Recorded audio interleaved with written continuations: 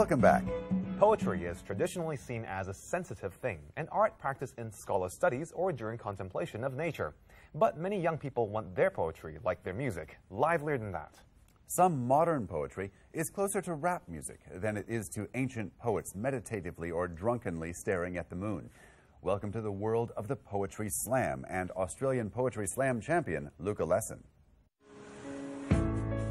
I've seen a lot of life. I've seen a lot of sights, a lot of lies, a lot of lows, a lot of highs.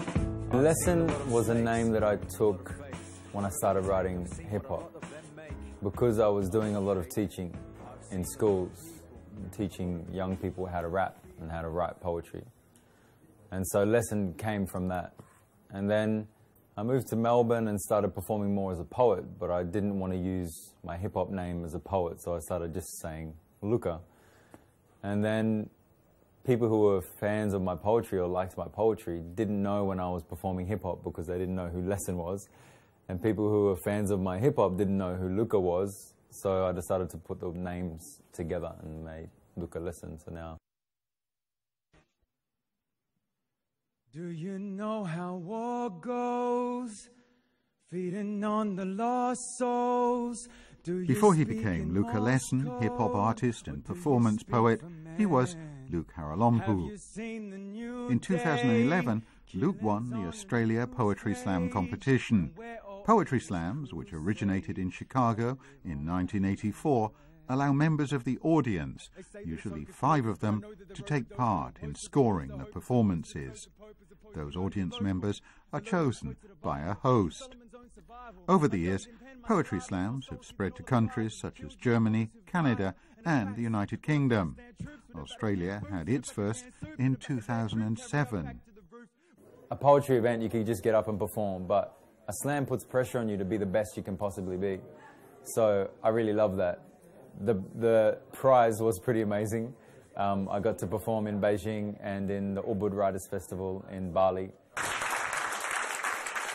So while we picket signs for our rights and try and as part of the Hong Kong International Young Readers Festival in March, the Australian Consulate General invited Luka Lesson to deliver sharing sessions and poetry workshops to students in Hong Kong.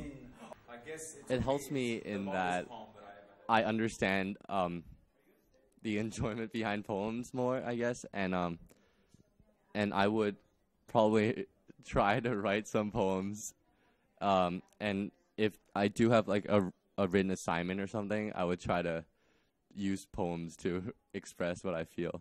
Workshop will definitely help me with my writing a little bit. I think that now I know another outlet to express my feelings.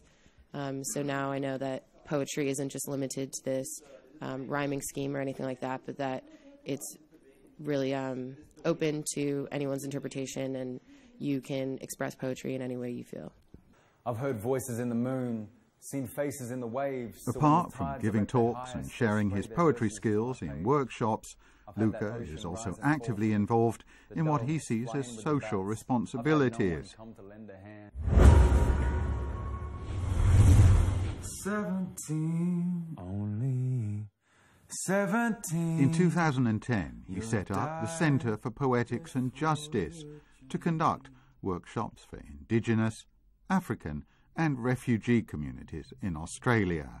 If you were 17 and in need of a dream... My experience of growing up in Australia, I've definitely been a victim, or I've definitely experienced racism. I also studied Indigenous studies and have taught Indigenous studies at Monash University, so I have been able to observe Australia and experience Australia in a way that unfortunately most people don't get to, where they're not educated about the colonial history of Australia. And so it's been important to me to be able to work with all different types of people from all backgrounds, whether they are Anglo-Saxon Australian or Aboriginal Australian or migrant Australian like my family is, to be able to learn from each other by listening to each other's poetry or listening to each other's voices and stories about the true history and experience of Australia, rather than what sometimes the rhetoric from politicians. In February 2012, Luka's 17-track album, Please Resist Me, was released. The title comes from one of the included poems. It's about colonialism and the unfairness faced by exploited communities in Australia. Please resist me. Colonize me, compromise me, and conflict me. Please don't risk me. Please call me stupid, because your resistance brings out evolution. The House